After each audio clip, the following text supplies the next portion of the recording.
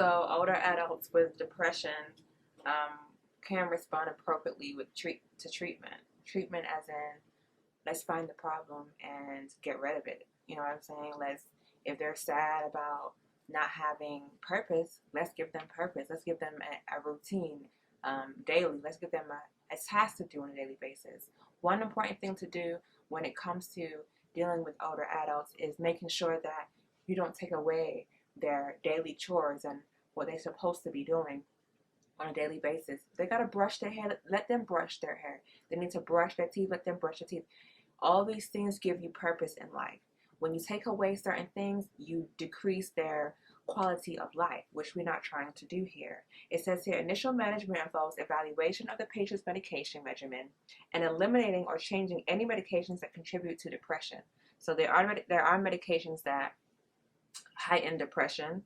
And it said treatment of underlying medical conditions that may produce depressive symptoms may alleviate the depression. So let's find the problem basically, get rid of it, and hopefully we get better results.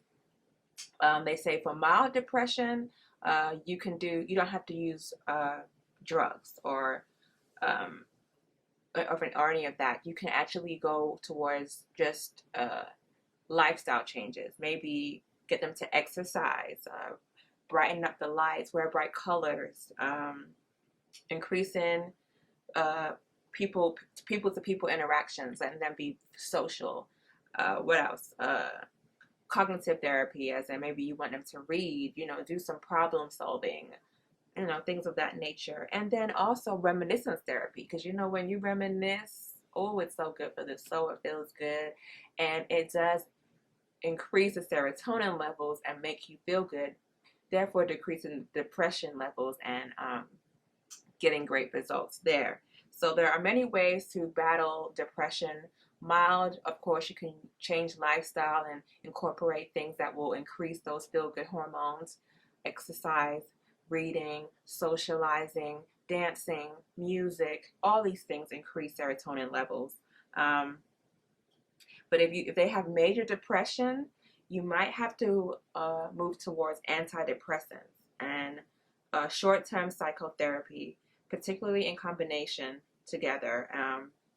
The giving them the meds as well as having a therapist talk with them and make sure they're on the right path to help with the depression. And there are a whole bunch of antidepressants out there to help with that issue. So if the older adult has severe depression, it's not minor, you can't just take care of it with daily activities, then we have to move towards pharmacological alternatives.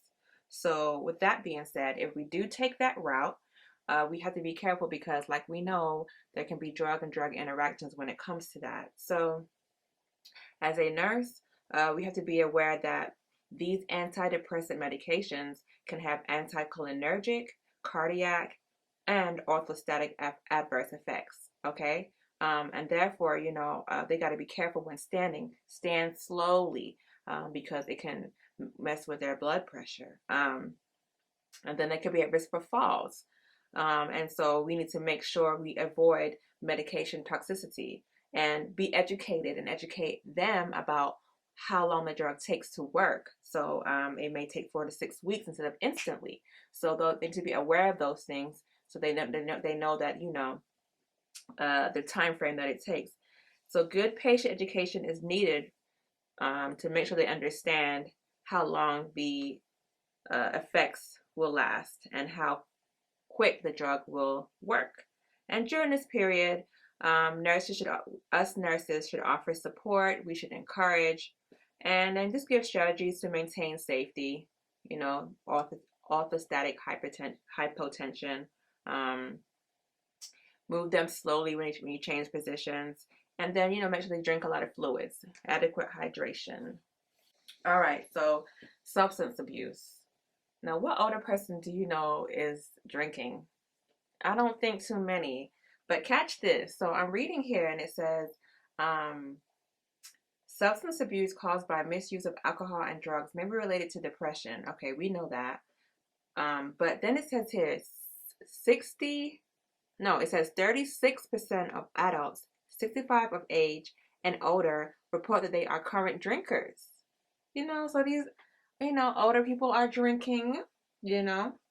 2% of men and less than 1% of women meet the criteria for alcohol abuse. So that's very minute. That's not a lot at all. But we need to still be aware of the minute because at the end of the day, we need to have awareness, right? So, though it's rare with older adults when it comes to alcohol abuse, it's very dangerous for them, right? Because they can have renal and liver failure. Because, as you get older, all the organs do not function optimally. They decrease in their productivity, okay? And we already know this as nurses that when you get older, things just don't work the same. The machinery isn't as good as it used to be. You know what I'm saying? So at the end of the day, we need to be aware of uh, substance abuse in older adults. Even though rare, we still need to be cautious about it. And uh, of course, if an older adult is drinking, it may remain hidden because, of course, they may deny that they are, you know, going through those type of activities. So, assessing for drug and alcohol use with direct questions manner should be part of their physical routine. So whenever you're with an older adult, directly ask them, have you been drinking? Do you smoke? These things can be asked. There's nothing to be shy about. We need to know these things as nurses to see how we can better assess them and benefit their body as a whole. So let's talk about delirium. Delirium even sounds like what it is, delirium. You know what I'm saying? Like, it's a disturbance of consciousness with change in cognition. I just see it as somebody zoning out. Like, you know how you're talking to somebody and you're like, and they don't hear you. Like you have to push their shoulder extra hard for them to get their attention. That's delirium. Like they're zoned out. Like you could be talking to them and they're just like this. You really have to touch their shoulder and shrug them to get their attention. It can develop over a short period of time and fluctuates during different periods of the day, depending on the person. They're easily distracted and they may have hallucinations. Now, the cause. There's always a cause to delirium. Most times, there's a cause to delirium. It could be the medication.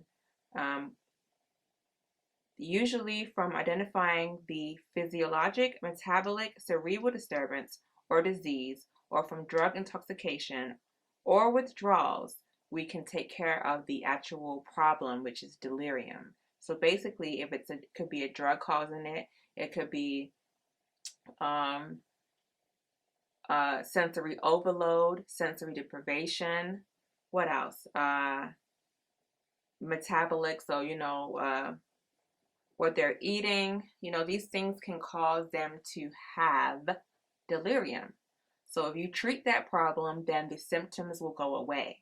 So it's acute, it's not chronic, it doesn't happen over time. This thing happens suddenly and can go away when treated.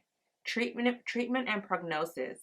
It's transient, which means clearing it with treatment of the underlying cause.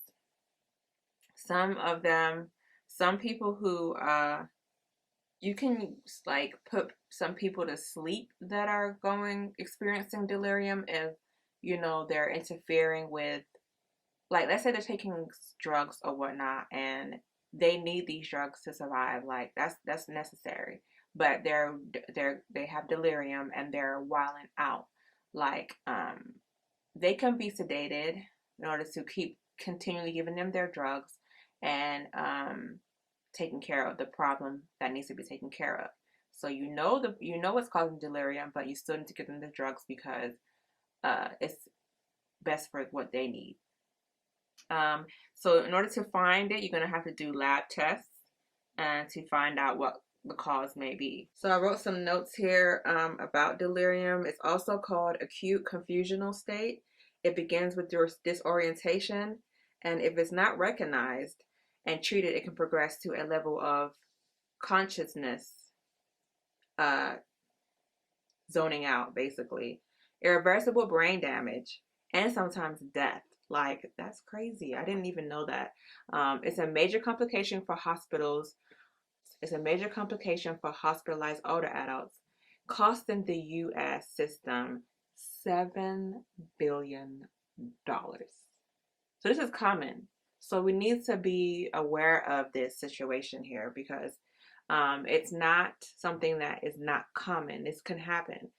Patients may experience an altered level of consciousness, ranging from stupor, which is basically like you're just kind of like near unconsciousness, like I said, zoning out, like you're not really there at that time. It's called like you're hypo alert. You're not alert at all.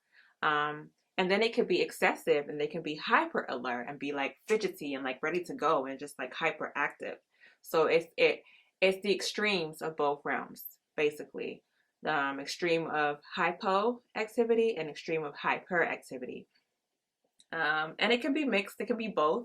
The ones that have the mixed symptoms, which are hypo and then hyper at the same time, can become undiagnosed and therefore, I guess, would experience the uh, condition of serious, irreversible brain damage and sometimes death, I would think.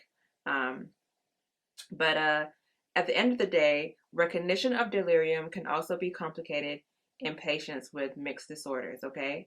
And patients with hypoalert, hypoactive type, which is the both, like I said, have a higher, yes, so it says here that they do have a higher mortality rate and even poorer outcomes when it comes to being recognized and treated, which would make sense because, I mean, we can tell when someone is an extreme on one end and extreme on the other end. But if they're both, we're thinking, hey, they're probably, that's how they are. You know what I'm saying?